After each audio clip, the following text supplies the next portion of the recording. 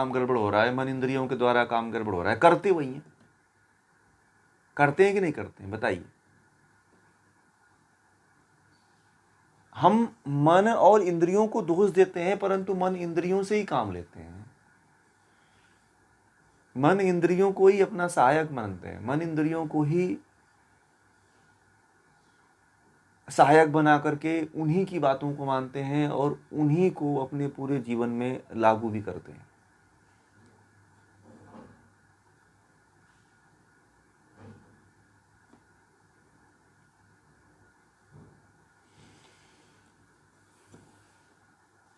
एक साधु हुआ, ये कहानी शायद आप लोग सुने।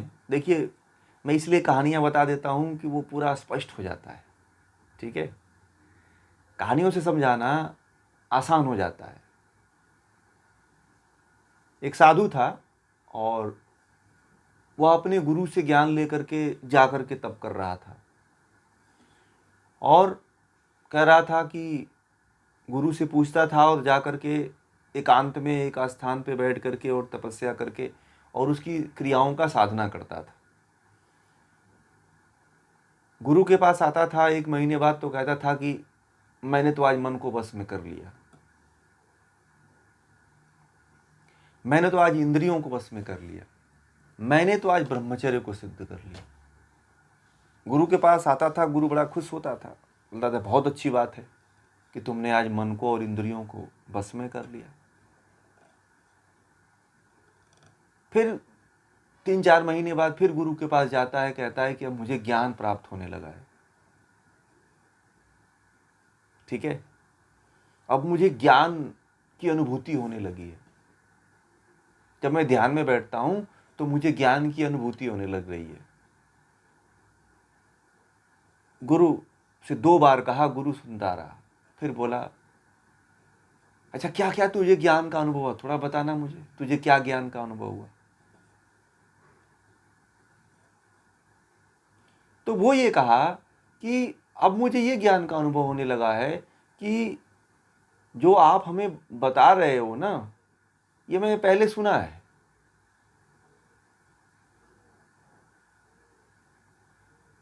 और मेरी इंद्रियां और मेरा मन जो है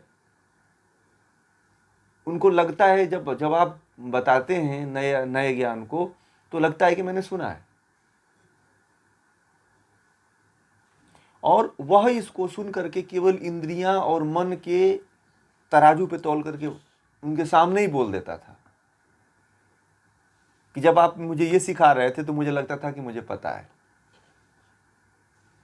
और ये उनके सामने ही कह देता था कि ये जो आप बात बताए हो ये मुझे पता है। तो वो किस धरातल पे तौलता था? मन और इंद्रियों के धरातल पे तौल के कहता था कि ये मुझे पता चल गया है, और इसी को वो मानता था कि यही ज्ञान है। किस पे तौलता था? मन और इंद्रियों पे तौल कर कहता था कि ये तो मुझे पहले से पता था। गुरु था भाई। गुरु कहा कि अभी इसको कैसे अनुभूत हो गया। तो अब क्या किया इसने कि गुरु से थोड़ा अलग हो गया, गुरु के पास नहीं जाता था, बोला कि ये तो गुरु से ज्यादा हमको ही पता चल गया है, ठीक है, और बोला कि ये तो जो बताते हैं हमें सब पहले से पता चल जाता है कि क्या बताएंगे, ठीक है। और उसके बाद से वो गुरु के पास जाना बंद कर दिया, गुरु के पास जाना बंद कर दिया, और गुरु के पास जाता नहीं था, और अपने आप ही जब उसके अंदर जो गुरु ने बताया था उसी पे तप करता रहता था। और कुछ दिनों बाद वो अपने गुरु की बुराई करने लगा कि इनको तो कुछ नहीं पता है, हम इनसे ज्यादा तो मुझे पता है, ठीक है, मैं इनसे ज्यादा जानता हूं, इनको कुछ नहीं पता है, ये सब जो बताते हैं बेकार बताते हैं, इनसे ज्यादा तो मैं अच्छा बताता हूं। इस तरह की बातें वो कहते कहते जो है वह गुरु की बुराई बड़े स्तर पे करने लगा। तो एक दिन सभा जुटी थी विद्वानों की, तो इसके गुरु भी आए थे और भी बड़े बड़े विद्वान आए थे, तो इसको भी बुलाया गया। ठीक है, तो इससे पूछा गया कि आप इतने बड़े ज्ञानी हो, उस ज्ञान का पता कैसे लगाते हो? होता है ना कि भाई ज्ञान तुम्हारे अंदर कहाँ से आया है। तो आप लोगों को कहा गया कि मान लीजिए कि प्रत्यक्ष करो, अनुमान लगाओ और आगम का प्रयोग करो तो बात कोई सत्य मानो। यही एक प्रयोग है ना हमारे और आपके लिए, तो कि प्रत्यक्ष, अनुमान और आगम, 3 प्रमाणों से जो बात सत्य निकलेगी उसी चीज को हम मानते हैं। ठीक है, तो उस व्यक्ति ने क्या किया कि उस व्यक्ति से जब पूछा गया, सबसे बातचीत हो गई भाई, अब इससे पूछा गया कि ये बहुत बड़े ज्ञानी हैं और इनको सब पहले से पता हो जाता है। तो उससे पूछा गया कि आप क्या करते हो, तो बोला कि मन और मेरी इंद्रियों के द्वारा जहां जहां मेरी इंद्रियां जाती हैं वहां मन पहुंच जाता है और तुरंत मैं अनुमान लगा लेता हूं कि यही वास्तविकता, यही ज्ञान है। अब वहां पे जितने विद्वान बैठे थे उन्होंने प्रश्न शुरू किया, उससे पूछना शुरू कर दिया। कुछ विद्वान वहां पे थे, तो उसने पूछा कि मन जड़ है कि चेतन है? उसने कहा कि चेतन है, मन ही तो सब कुछ कर रहा है, इसीलिए मन क्या है? मन चेतन है। अब उससे पूछा गया कि जड़ क्या है, तो बोला कि जड़ शरीर है। मतलब कि उसके अंदर पूरा उल्टा ज्ञान भर गया था। अब जितने विद्वान थे सब हंसने लगे।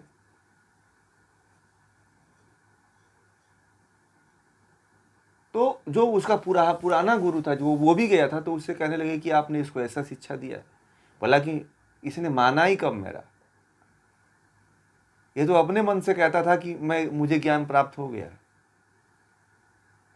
मेरी बातों को सुने तब तो ये तो अपने ही मन से कहता था कि मुझे ज्ञान प्राप्त हो गया है। और जिन इंद्रियों की ये बात कर रहा है, उन इंद्रियों के धरातल पर जो इसको ज्ञान होता था इसने उसी को वास्तव में ज्ञान समझ लिया था। और इसी को जान करके इसके अंदर अहंकार उत्पन्न हो गया और मुझसे भी ये द्वेष करने लगा था। वो वहीं पे भरी सभा में विद्वानों के सामने, वो उसके जो गुरु पहले थे उन्होंने उसकी बातें कह दिया कि ये जो इंद्रियों के धरातल पे जो इसको ज्ञान प्राप्त होता था, इसी ज्ञान को इसने वास्तविक मान लिया था। अब उसका सिर नीचा हो गया और उसके भी बड़े अनुयायी आए हुए थे, बड़ा उसने इकट्ठा कर रखा था, लोगों को मूर्ख बना रखा था। सारे के सारे विद्वान वहां पे उसको परास्त कर दिए। पहले शास्त्रार्थ हुआ करता था ना, पहले जो है विद्वानों में शास्त्रार्थ हुआ करता था। शास्त्रार्थ मतलब यदि आपका ज्ञान है तो एक जगह बुला करके बड़े बड़े विद्वानों से प्रश्न उत्तर हुआ करते थे, पूछा जाया करता था कि इसका मतलब क्या होता है, इसका अर्थ क्या होता है। प्रश्न पूछे जाते थे, जो प्रश्न का उत्तर देता था वही सबसे बड़ा विद्वान हुआ करता था। जो प्रश्न का उत्तर नहीं दे पाता था वो विद्वान नहीं, वो हार जाया करता था। समझ रहे हैं? तो विद्वानों से पहले इसी तरह का प्रश्न पूछा जाता था, शास्त्रार्थ किया जाता था, इसी को शास्त्रार्थ की कहते थे। तो वो शास्त्रार्थ में हार गया और गुरु के चरणों में जाकर के फिर से गिर गया और कहा कि मेरी बहुत बड़ी भूल थी, मुझे तो कुछ ज्ञान ही नहीं था और मैंने इंद्रियों के विषयों को ज्ञान, इंद्रियों और मन के विषय को ही ज्ञान मान लिया था और अहंकारी हो गया, थोड़ा सा मुझे ज्ञान प्राप्त होने लगा था। ठीक है, तो कहीं ना कहीं हमारे और आपके भीतर भी ये बात चलती रहती है कि हमें तो सब पता है। जो जो जिस चश्मे से आप देखते हो वह इंद्रियों और मन वाला चश्मा है, जो क्या है? बंधन है। ये क्या है? ये बंधन है। ये जो ज्ञान आप प्राप्त कर रहे हो ये वृत्ति ज्ञान है। आपके पास जितना ज्ञान है वह सारा का सारा वृत्ति वाला ज्ञान है, कचरा का ज्ञान, जड़ ज्ञान आपके पास है। अब आप लोग कहोगे कि ये तो अजीब बात कह दी, क्योंकि जिस ज्ञान को आप लोगों ने अनुभूत किया है वो इंद्रियों और मन के धरातल से उठ के आ रहा है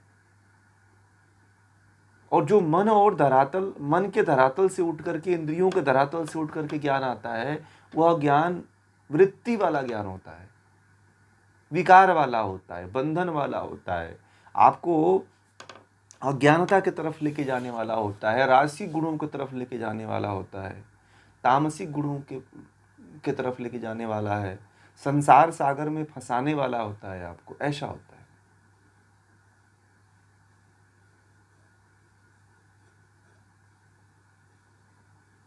ठीक है। अब कहोगे कि कैसे ये होता है, अब ये प्रश्न उठेगा ना कि कैसे होता है।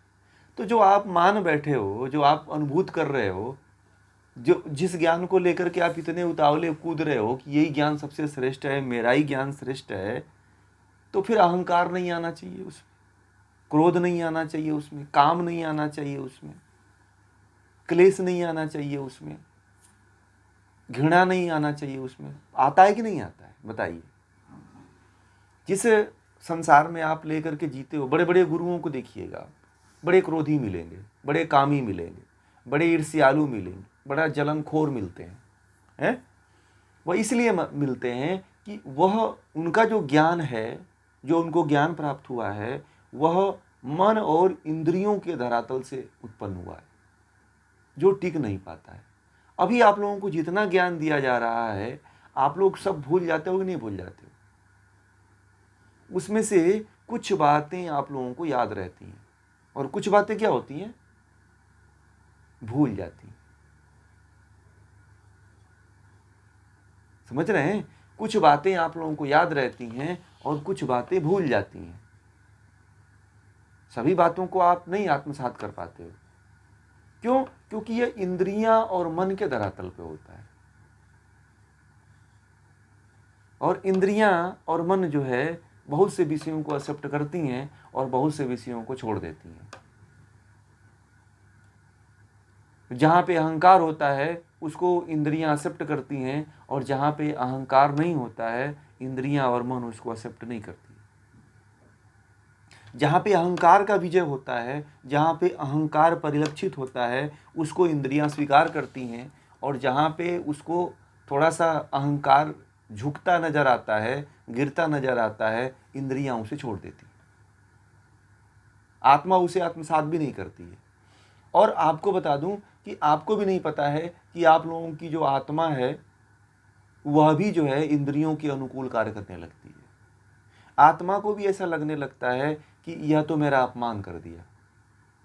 आपको सिखाया जाता है कि विनम्रता रखो, विद्या ददाति विनयम। एक सूत्र है ना कि विद्या ददाति विनयम, कि जिसके अंदर विनम्रता होती है वही व्यक्ति ज्ञान को प्राप्त कर पाता है। ठीक है। अब जिसके अंदर विनम्रता नहीं है वो ज्ञान को नहीं प्राप्त कर पाता, शास्त्र ऐसा कहता है। परंतु जब अहंकार व्यक्ति के अंदर आ जाता है तो विनय नहीं आता है, फिर आपसे द्वेष करने लगता है। ठीक है। कहेगा कि इनसे अच्छा मैं ही जानता हूं। ठीक है। ये तो बस ऐसे ही पढ़ाते हैं, इनसे ज्यादा तुम्हें ही सुंदर वाणी में बोल लेता हूं। अहंकार आ जाता है उसके अंदर।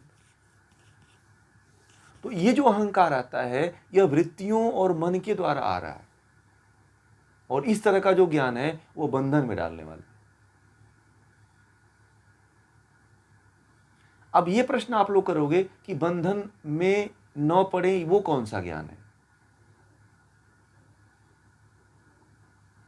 तो बंधन में न पड़े वह ज्ञान है कि सबसे पहले अज्ञानता को दूर करो, और दूसरा जो ज्ञान उत्पन्न होता है वह विवेक के द्वारा, जब सत्व बुद्धि जागृत होती है तब वो प्राप्त होता है हमें। तो भीतर से एक ज्ञान का प्रवाह चलता है, आता रहता है, आता रहता है, आता रहता है।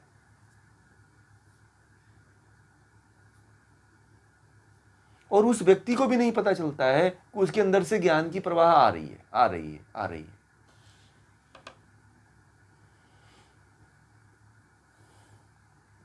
परंतु इसके लिए तप करना पड़ता है, इंद्रियों को रोकना पड़ता है, विषयों को रोकना पड़ता है, हैं?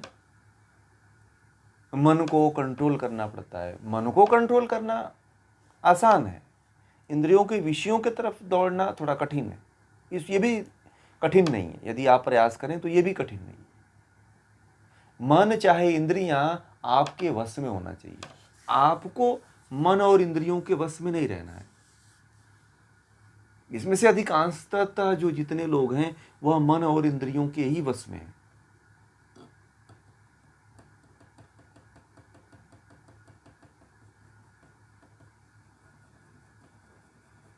ठीक है, व्यक्ति जीवन पर्यंत जो है अहंकार की वशीभूत होकर के जीता, चाहे स्त्री हो चाहे पुरुष हो। देख लेना, सबसे अधिक अहंकार पुरुष में होता है।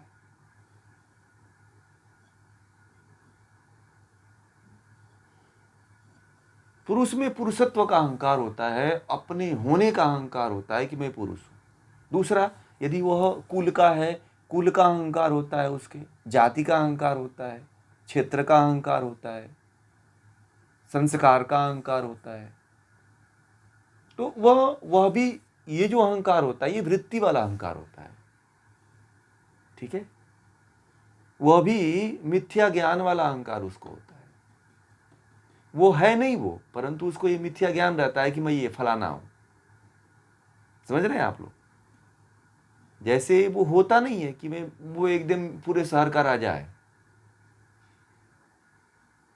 परंतु इसको ऐसा लगता है कि नहीं मैं पूरे शहर का राजा हूं। ये उसको बड़े भयंकर स्तर पे ये आसक्ति लगी रहती है, वृत्तियों में फंसा रहता है वो, और चाह करके भी उससे नहीं निकल पाता है।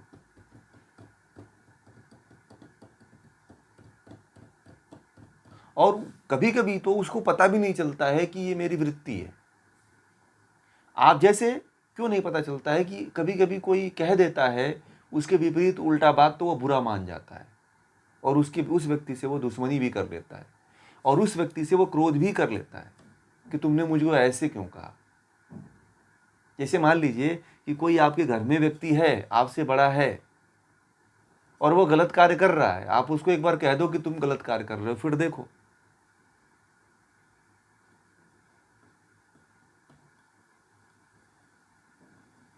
फिर या तो गाली देगा, या तो झगड़ा करेगा, या तो मार करेगा आपसे, दो ही काम करेगा। ठीक है,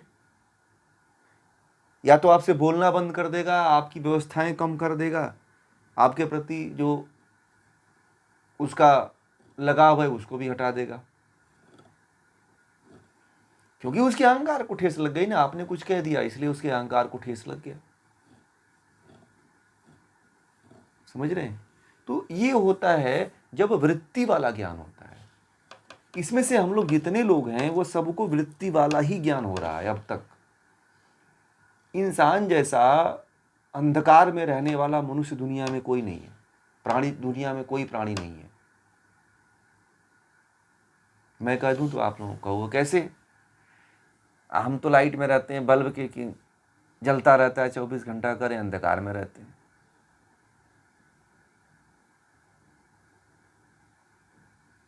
रहते हैं कि नहीं रहते हैं बताइए? मनुष्य एक ऐसा प्राणी है कि इतना चेतना होते हुए भी वो सबसे ज्यादा अंधकार में रहता है। किस अंधकार में रहता है बताएंगे आप लोग?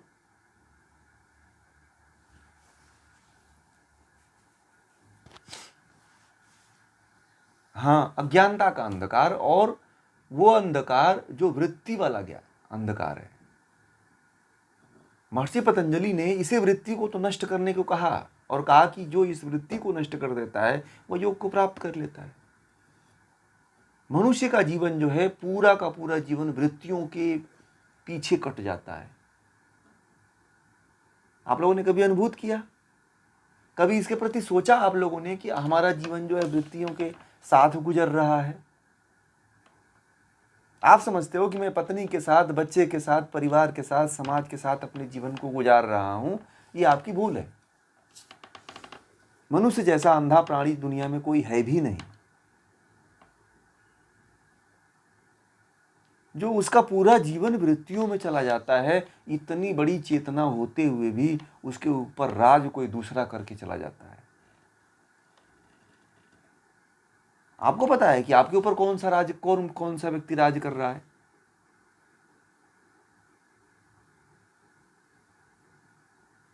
मनुष्य एक ऐसा अकेला प्राणी है जिसके जन्म से ही लेकर के मृत्यु तक कोई दूसरा राज्य करता है। और मनुष्य कहता है कि हम तो स्वतंत्र प्राणी हैं, हमें तो किसी से लेना देना नहीं है, हम अपने आप में मस्त हैं, जो हूं मैं अपने हूं। आई एम फ्रीडम पर्सन, लोग कहते हैं ना कि मैं स्वतंत्र व्यक्तित्व हूं, और मैं स्वतंत्र ही रहना चाहता हूं। और कुछ लोग तो कहते हैं कि मुझे आज़ादी चाहिए, लेके रहूंगा मैं आज़ादी। है मन की आज़ादी को तो ले नहीं पाए, अपने भीतर से आज़ाद तो अपने आप को कर नहीं पाए। ये जो बंधनों, ये जाल है, उस जाल से तुम आज़ादी लेना चाहते हो। आप लोग किसको सच्ची आज़ादी कहोगे? एक जन्म से थोड़ी हो रहा है आपके साथ ये कि आप हमेशा गुलाम की तरह ही जन्म लेते हो और गुलाम की तरह मर के चले जाते हो।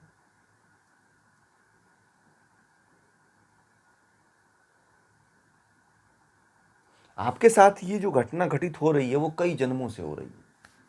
मैंने कहा ना कि मनुष्य जैसा कोई अंधा प्राणी है ही नहीं है इस दुनिया में। अब आप लोग मेरे बात का आशय गहराई में जब डूबेंगे तब समझ पाएंगे कि मनुष्य एक अंधा प्राणी क्यों है। क्यों? क्योंकि वह अपने पांचों वृत्तियों को हटा ही नहीं पाता है पूरे जीवन पर्यंत।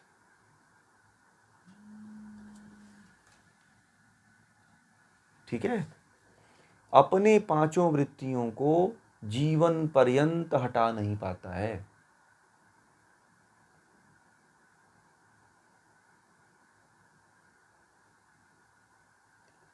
बताइए, कोई इसमें हटा पाया है अब तक? युगों युगों में कोई ऐसा महापुरुष होता है बताइए, जो महर्षि पतंजलि जैसा होता है, हैं?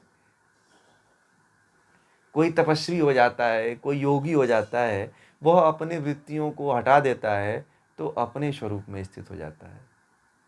नहीं तो हमारे पास जितना भी ज्ञान हम दुनिया में इकट्ठा करते हैं, चाहे हम कोई भी विषय पढ़ लें, साइकोलॉजी पढ़ लें, विज्ञान पढ़ लें, साइंस पढ़ लें, टेक्नोलॉजी पढ़ लें, ये सब ज्ञान कौन सा है? ये सारा ज्ञान वृत्तियों वाला ही तो है। बताइए, इसमें मन और इंद्रियां ही तो लग के उस ज्ञान को उपज कर रही हैं। उसकी बीज क्या है? मन और इंद्रियां। और उसकी फसल क्या होगी? बताइए, वृत्ति। मन और इंद्रियों की फसल क्या होगी? वृत्ति। तो आप जीवन पर्यंत कौन सा ज्ञान पढ़ते हो, बोलते हो, सुनते हो और इकट्ठा करते हो?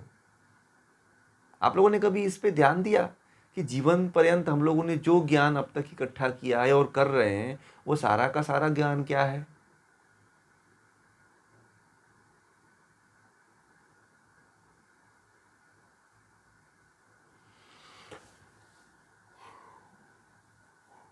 वृत्तियों वाला भाई।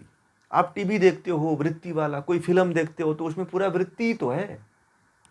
मन और इंद्रियों का ही तो पूरा सुख उसमें दिखाया जाता है। बताओ आप लोग, एक फिल्म देखते हो आप लोग तो फिल्म में क्या दिखाता है? कहानी दिखाता है, एक स्त्री एक पुरुष, उसकी प्रेम कहानी दिखाता है। और उसमें सारी काम वासनाएं, वृत्तियां सब वही तो होती है ना। बताइए, उसमें शुरू फिल्म होती है, करुणा, हास्य, रौद्र सब शुरू होता है, रस उसमें चलते रहते हैं। और वही सीन दिखाई जाती है जो आपकी इंद्रियों को और उद्वेलित करे। तो ये जो पूरा जो आप देखते हो, ये जो पूरा जो आप ज्ञान 2-3 घंटे देखते हो, जो वृत्तियों वाला जो फिल्म देखते हो, मूवी देखते हो, यह क्या है? ये पूरा वृत्तियों से ही तो भरा हुआ है। आप सुनते भी हो तो वृत्तियों वाला ही गाना सुनते हो कि हम तेरे बिन अब जी नहीं सकते। वही मन वाला विषय, मन इंद्रियों वाला विषय, जड़ता वाली गाने, जड़ता वाले जो है धुन, फिल्म, गाने, यही सुनते रहते हो। होता है कि नहीं होता है? बताइए।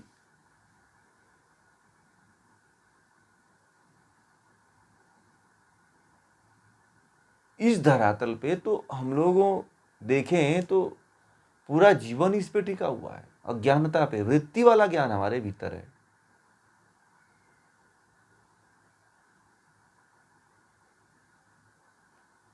और भगवान शिव जो है इतना बड़ी बात कह दिया कि ज्ञान बंधन है।